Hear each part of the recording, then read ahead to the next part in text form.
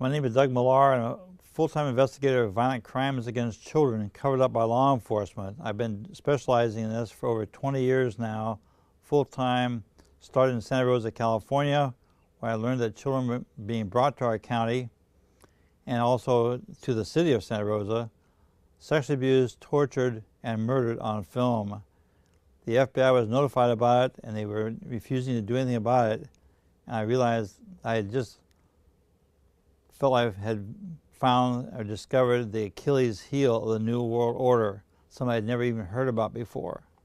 I was so horrified by it that instead of spending the day as I had planned to do, it was the National Day of Prayer, and I ended up spending committing with a family to meet with him for an hour to discuss what the problem was. And my friend said, "We need more than an hour, Doug." I said, "No, any problem can be defined in an hour." He was afraid to tell me on the phone what it was. Well, when I learned what it really was all about, I left that family 14 hours later, met the child victim, her father. Of course, I had met her mother and her little sister in a park. This is back in spring of 1992. I'm still doing it full time now. I've done it in over 20 states nationwide, and we have a nationwide network now of people who have co-founded a group we call Unite for Justice, with over 80 of us, most of us nationally prominent, and in over 20 states. Just keep rolling. Okay, I'm sorry. I'm sorry. I'll let you might ask a question. Well, for the last 20 years, I've been going to different shows, gun shows, preparedness shows, you name it, all over the country.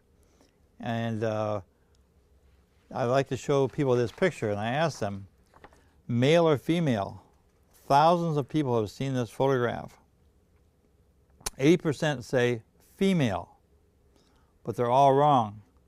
This is Lieutenant Colonel Michael Aquino, Army Special Forces, CIA, because all Army Special Forces officers have always been, CIA from the inception of the CIA and the inception of the Special Forces. And the lady that took this picture, of all things, I had the privilege of interviewing her for an hour and a half on the phone back in 1993 because she was writing a book about her experiences with him, and it's called The New Satanists. But she said, if you have seen the book Painted Black, you will have seen Aquino's picture in there. I said, yes, I have seen that. I've got a copy of it. She said, well, you need to know that I'm the one that took that photograph, and that garment strap on his shoulder, it was my garment bag after we'd spent Saturday night there on the military base. And my friend that was with me from Texas, he'd had a child that had been sexually abused and tortured by Satanists, and he asked, since Aquino was the #1 high priest in the Church of Satan under Anton LaVey back in the late 1960s, and he was the up until 1975 when he left the Church of Satan and formed the Temple of Set. Both headquarters are, of course, right here in San Francisco. He said, did you have normal sex? She said, well, not exactly, because he liked to drive us behind his mother's home in an alley, and he said that he said it was really weird. She said that he told me that intercourse was for animals, but we are higher beings than that, and so we masturbate each other, and that's all we did for sexual gratification. Well, it implies, of course, he's a victim of his mother for one thing, but he's also been well versed in it. Let people know that his mother, whose maiden name was Betty Ford, not Jerry Ford's wife, of course, but he said that she went to Germany right after World War II, was impregnated by a Nazi SS officer but we never disclose who the person was. And we'll describe who we have evidence and why we believe the person is who he is, and later in this presentation. But first I want to go to some documentation. Here is a U.S. News and World Report. This is the January 24th, 1994 issue. And you can see on the cover here, it talks about the fact human guinea pigs. And I want to read it to you to make sure. Cold water guinea pigs. The government's secret experiments using radiation, mind control, chemicals, and drugs on its citizens. Aquino's specialty is CIA mind control, sex abuse of people, preferably ages 2 to 4.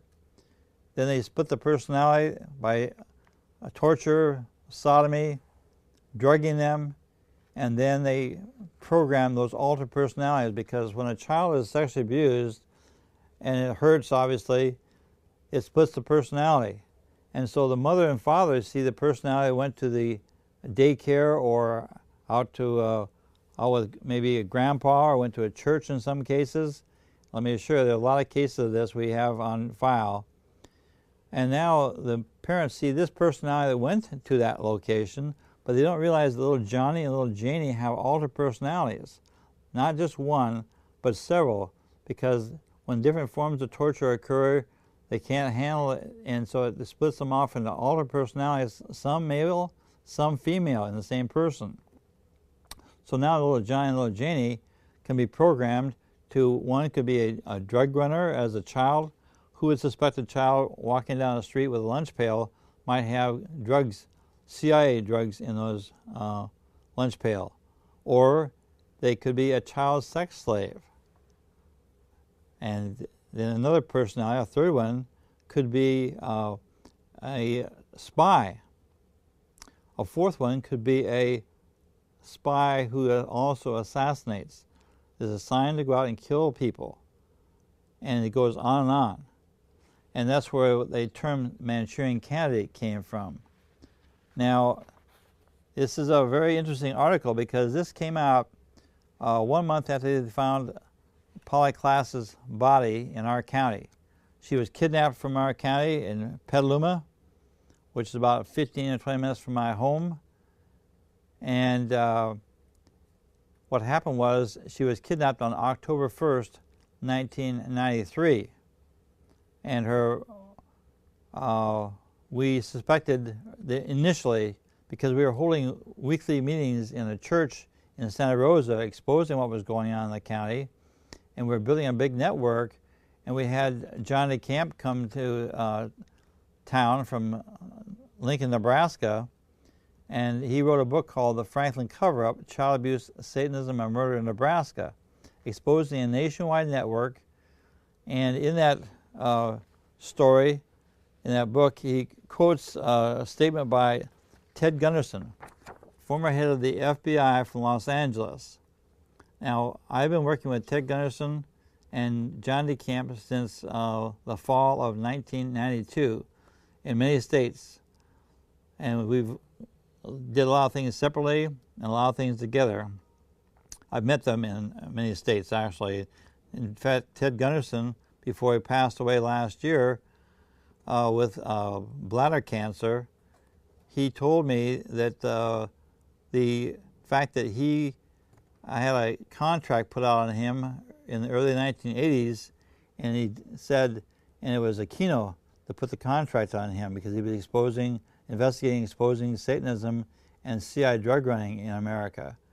And so for a year and a half, Ted had to try and operate his private investigating firm out of motel rooms and on the run around the country until they finally just broke him. He couldn't operate anymore, but he was able to finally get the contract, $35,000 contract, lifted off him before he was murdered.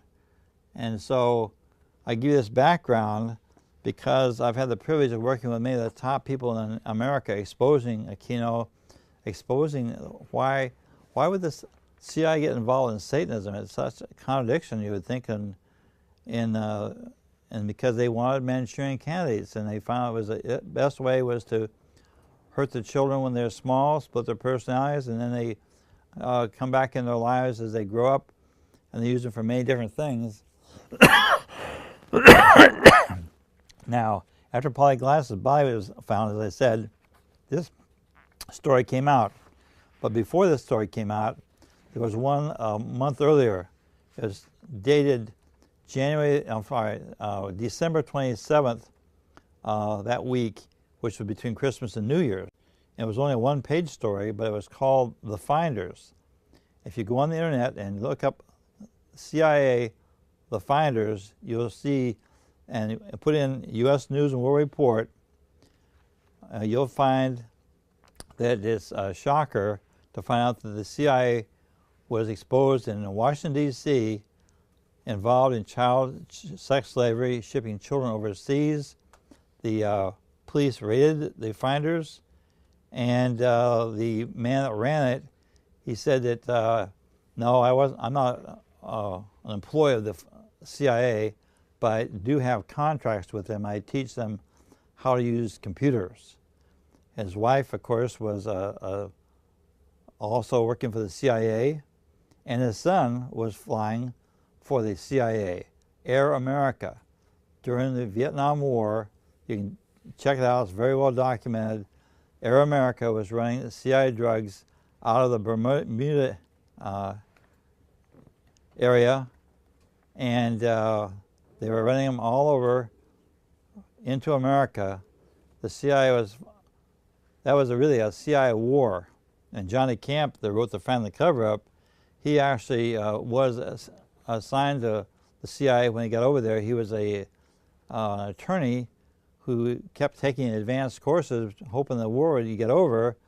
And he took so many courses, plus the fact that he's being an attorney, and plus the fact that he spoke 5 languages fluently, the CIA wanted him. So when he went over to the Vietnam War, he was in charge of a company of about 100 men, and in the infantry, and he was ordered to meet with the vice ambassador in the Saigon embassy, and the man's name was Bill Colby.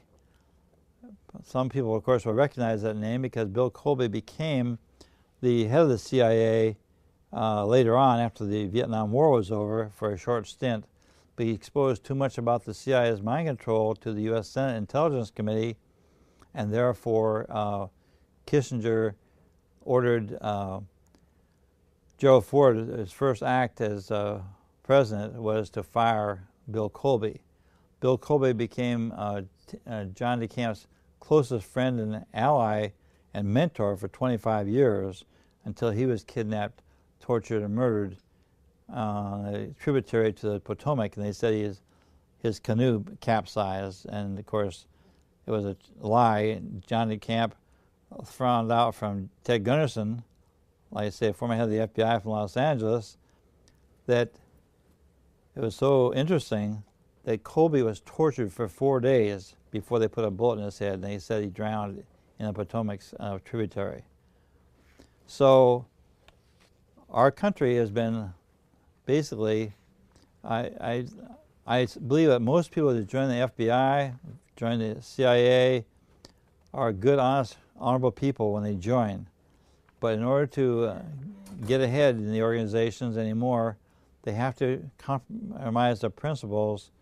And once they get you to break your moral values and you cover up for somebody else's crime, or you commit a crime, then they control you very easily, and then they can get you to do other bigger crimes, and that's the way the FBI and the CIA now operate. And we got the documentation to prove it, which we'll cover as we go through this. So when, now back to this Cold War guinea pigs. When you open it to pages 32 and 33, it's a double-fold cover. And you see the Pentagon in the center here, right here. You see the CIA logos, 3 of them here. You see a needle. They would use these needles to inject people. And you see one on each side of the Pentagon. And you see a lot of other things, like the A-bomb going off on both sides of the Pentagon. There was a split personality, symbolizing symbolizing the CIA. And this entire story, and the cover and 5 other pages are all about the CIA mind control. On every page they talk about MK Ultra, Project MK Ultra, throughout the whole thing. And so it's really sad, because I never wanted to believe this, that the CIA had been corrupted to the point where it now is blackmailing members of Congress.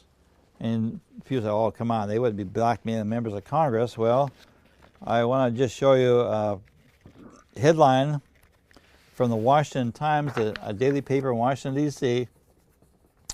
This is the headline story, 1 of 8 in a period of a few, well, first of all, 1 of 4 in a period of 8 days, and then 1 of 8 in a period of just a few weeks. And the Washington, of course, the Times is a daily paper. It's not as big as the Washington Post, but it's much more credible because it tells the truth about the CIA. And look at the title here. Power brokers served drugs, sex at parties bugged for blackmail. In other words, they were exposing the fact that the CIA was inviting people to parties, and it's all in the Franklin cover-up. It's well documented. In fact, even DeCamp even quotes 2 CIA officers. One he names, the other one he wasn't allowed to name, and saying that if we couldn't get somebody to go along with the CIA's agenda, if they were a member of Congress or a admiral, a general, or a CEO of a Fortune 500 company, we just invite them to a party. And then we'd put a drug in their drink that they could not see, taste, or smell. And I've interviewed a CIA assassin, Chip Tatum, who was a lieutenant colonel in the Air Force, and a CIA assassin working under Colby for 22 years. And he said it was called scopolamine. So scopolamine is also a name of a drug. You get a prescription drug by that name. I don't know why they would want a name of that, but I asked Chip Tatum in February of 1998 when we were all speaking, Ted Gunderson, there were a whole bunch of us, about 15 of us were speaking to this national conference, and I asked Chip Tatum, I said, so if you gave me scopolamine, well, first of all, where does it come from, Chip? He said, well, it comes from the heart of a plant in Central and South America. The witch doctors, the shaman use it they control the people, and everybody's afraid of them because they have so much control with this drug. And I said, well, if you gave it to me, for example, how long would I stay under the drug? He said, I could put you under for 30 minutes, 30 hours, or 30 days. You'd have no recall of anything you did then during the entire time you were under the influence of the drug. And you would do crimes that your conscience would not allow you to do if you're like a zombie. And that was a fascinating interview. And Ted Gunderson interviewed him. You can go on the internet and find it. It's called CIA Mind Control Goes Public. I hope you all write that down and go to the internet and look it up. Mind Control Goes Public. And in that, Chip Tatum's in there, Ted Gunderson's interviewing him, and also 2 ladies, one by the name of Bryce Taylor, and the other one, her real name is, actually I should say her real name is Sue Ford, but she was going as using her pseudonym at that time. And the other one was Barbara Hartwell, who both of them are back under CIA mind control again. And I'm sad to say they're both being forced to work for the CIA. So they let these people sometimes surface, and it's hard to understand how the CIA operates. But here's a report I put together after 2 years of full-time investigating just in Sonoma County. That's where Bohemian Grove is. If you haven't looked up Bohemian Grove, I encourage you to go to it. You'll see, if you type in on YouTube, Doug Millar and Bohemian Grove, you'll see where where we had some protests out there a year ago, and again this year, 2 years in a row, and the result was that there's technology now that they can shoot at you to put you under mind control temporarily. They heighten your emotions. They call them non-lethal weapons, but it's a lie. They can target your heart and give you a heart attack. They can, in other words, murder you, or they can target your different organs because all your organs have different cells. And so they just dilate the cell that they wanted to attack, and they can give you cancer of any vital organ in your body. And in Gunderson's case, they hit about 6 years before he died. His doctor said to him, "Ted, I see you got blue and purple fingernails."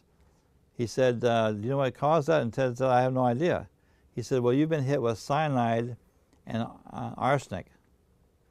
And his webmaster told me, he was with him at the time, and he said, "Doug, I saw Ted's blood just drain from his head all the way down to his neck, to his shoulders. He was as white as a ghost when he realized that it was just a matter of time before he died." And but he was very healthy. He was living. He was actually at 82 when he finally died, but he didn't. Was really bizarre. He died from bladder cancer, and the one of the things that happen when you get hit with arsenic and cyanide is you get bladder cancer. So Aquino and his boys finally got Ted, but he lived a long time. He's investigating and exposed Aquino and these CIA people and the FBI, who he was proud to work for 27 and a half years, exposing them that they'd become so corrupt that he said it was the old FBI and the new FBI, and that's he was exposing the new FBI. So anyway, back in '94, I put this report out, a full-time report about my first 2 years of investigation. Target your children and grandchildren. And here, where have all the children gone? Here's a photograph of Aquino right here, the same photograph I showed you earlier. Here's a photograph of Polly Klaas. Here's a photograph of a young man by the name of Paul Benassi. And Paul Benassi is the key witness in the book, The Franklin Cover-Up. I want to steal the whole thunder, but Paul Benassi was the first person to expose the fact that they practice cannibalism and do human sacrifices, murder children at Bohemian Grove. It's in the book, The Franklin Cover-Up. People don't want to believe that, of course. Oh, they're just a bunch of drunken people out there. Well, obviously, just like Masons, most of the Masons are wonderful people. They haven't got a clue what goes on at the top. But at the top of the 33-degree Masons, they worship Lucifer. And there have been some Masons that have actually exposed that fact. And, of course, they lost their lives for doing it. But the bottom line is freedom's not free. If we're not willing to stand up and expose the crimes and corruption of our own government, how can we go around attacking other countries all over the world now like we're doing and think that we're doing it properly? This is actually a 20-page report, and it'll be in my book. Here's a table of contents of this 20-page report. Now, here's a flyer that we put out 4 years ago, this October, and it was next month, actually next week. And 4 debate challenges, where Ted Gunderson and I challenged Michael Aquino and his wife to debate us publicly. And we held 4 news conferences to publicize the debates. And of course, here's a photograph of the Aquinos with their Satanic logo above them at the Temple of Set. And the inverted star, the 5-pointed star, goes all the way back to the 1500s. It's always been a symbol of Satanism, and the reason is the 2 points. When we draw a star, we always draw it with 1 point up on the American flag, but 2 points up when they invert it. That's for the 2 horns of the goat. The 2 points on the side are the ears, the big floppy ears that the goats have, and of course the lower one is the goat's head. And that's the symbol of the Church of Satan under Anton LaVey. And of course, all these Satanists use the same symbol. They just maybe change the design, the color of it, or whatever. But here's a report now from the Department of Honor, Department of the Army. This is dated April 26, 1982. And we won't get into it now, but anyway, I've got several pieces of correspondence here from the Army.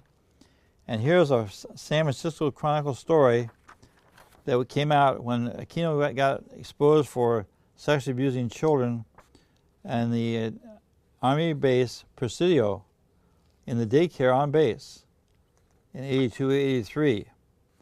And you see here it says, Army says Constitution lets Satanists hold top secret job. What's gone wrong with our military that we have Satanists that are being exposed for torturing and murdering children, and they're being allowed to do it and no prosecution? That was remember, in the early 80s. Now we're talking about 30 years later, and he's still doing it. He spent 40 years in the Army and retired. I've got his honorary discharge from the Army, dated 2006. 4 years. He went in on his birthday and he came out on his birthday. And he was protected by this military CIA officer who's now a brigadier general in our military. In the Army's, he works in the Psychological Operations Command. In other words, for the CIA, where at Fort Bragg. Fort Bragg is a Special Forces military base, which means it's, the Green Berets. Remember I told you, all the officers are CIA officers. That doesn't mean all the people in it know they're working for the CIA, because I'm sure that most of the lower ranks don't know they're working for the CIA. But this general here, he's a general not only in the and defended Aquino back in the early 80s when he got exposed, but I've been confronting him about it when he spoke in Santa Rosa, because he lives in Sonoma County. And he's a judge there. Governor Arnold Schwarzenegger appointed him to be a judge. He'd been working out of the DA's office. Why would a CIA officer be working out of the district attorney's office in Sonoma County? Because we were exposing, I maintain it's because we were exposing Aquino. And we were exposing the CIA there. And that's why we figured it was a retaliation. When they kidnapped Polly Klaas, that was retaliation, because I'll show you a book that her grandfather endorsed, very important book for you to understand how deep this really goes. Here's the book that Polly Klaas's grandfather endorsed. I don't have time to get into all the details of how I learned about it, but here it is right here. Breaking the Circle of Satanic Ritual Abuse. And his endorsement was on the back of the book. And it says, recovering and recognizing from this hidden trauma. I guess I reversed it here. Recognizing and recovering from the hidden trauma by Daniel Ryder. And so when they opened the headquarters there, we all knew from the first night that Polly Klaas was kidnapped. We didn't know the family, but we all, our network, we were meeting every week, and we were all traumatized. My God, they're coming after people we don't even know. We thought they were going to come after our children or our grandchildren. Never considered they'd come after somebody that we didn't know, but we were risking that because we knew we had to protect children from these kind of crimes. And so I want to read to you just real briefly his statement. Joe Klaas, author of the 12 Steps to Happiness, and also the author of Staying Clean. In which he was an alcoholic. Breaking the Circle of Satanic Ritual Abuse is both a mind blower and a mind healer. It horrifies yet heals. It offers tested techniques and 12 tried and true steps for recovery from abuse so terrifying and unthinkable that its shock for life victims can't remember what evils ail them without this kind of help. One valuable component of the book is the author's compassionate and insightful sharing of his own 12-step recovery and that of others as part of working through this extreme trauma. And so when I rushed down, as soon as they opened the headquarters, which was on the Monday, right after she was kidnapped on a Friday night, on October 1st, I said, 1993. And so I was over in Sacramento at the time when she was kidnapped, and so I came back the next morning, and we were looking for a Satanic lake where they took children. And so I was going around with a real estate agent, and I had Oregon plates in my car, and it was a good cover because just saying I was looking for a place I could have a lake on my property, and we finally found the lake, but it wasn't because of Polly Klass's kidnap. It was in spite of that fact. Two mothers took their children out looking for the lake, and they were living in two different counties, and their children were tortured by Aquino in both those counties. And so, as it turned out, that's how we found the lake, and we went there just before Halloween took place. When Polly was kidnapped, we thought it was a possibility she may still be there. Maybe they would be keeping her in this cave under. You had to go down through the water, and then the children would walk up the steps with the adult, and the children wouldn't have masks on. They just hold their breath. You can imagine how scary that was. And then they would walk up in this cave, and we found the location, but the water was too cold. It was a spring-fed lake, and it was just too cold. Our diver, who was in the Marines in the Vietnam War, who was an attorney, he said, I don't have enough weights on it, I can't get down far enough, and I had a string on him. I shouldn't say string, let's say a cord you would use for hanging clothes on. So it had pretty good strength. And the idea was, in case he triggered something underwater, it would knock him out. So my job was, we had a guy up on a hillside behind some brush with a rifle up there as our protection, because we were out there in the wide open, and there were cabins on the lake and everything, 3 or 4 there. And so in case he was knocked out, my job, of course, was to pull him out of the water as fast as we could, so I didn't fill his lungs with water. But also, obviously, we were very concerned about being out there in the open, as you can imagine. And so all this stuff is like sci-fi, but the fact is that we figured that she would be a human sacrifice on Halloween, because they actually, if you look at the Satanic calendar, they call for human sacrifices on October the 28th, 29th, 30th, and 31st. So we figured, well, the 31st would probably be the best time for that, because they had all this national publicity and worldwide publicity about this girl being kidnapped from her bedroom slumber party. And so it was the most publicized kidnap of a child in the history of the world. And so when I told Joe Klass, I said, Joe, I need to ask you a question. Was there anything that your daughter, she had 2 friends with her at the slumber party that night. I said, was there anything those 2 girls saw that was either a tattoo on this person that kidnapped your granddaughter, or was there any tattoos, jewelry, clothing of any time indicate that he was a Satanist? Oh my God, no! My God, no! He just went nuts. I'm sorry, Joe. What? He said, I should have been the first to think about that. I said, why would anybody think of something as sick as that? He said, because I endorsed a book about Satanism exposing it a year ago. I said, oh, Joe, I'm sorry to hear that, but I said, lots of people endorse books on Satanism. They don't get their children or grandchildren kidnapped. There's got to be the motive's got to be in that book. And sure enough, I said, what's the name of the book? I wrote it down. What's the name of the author? He said, I can't remember.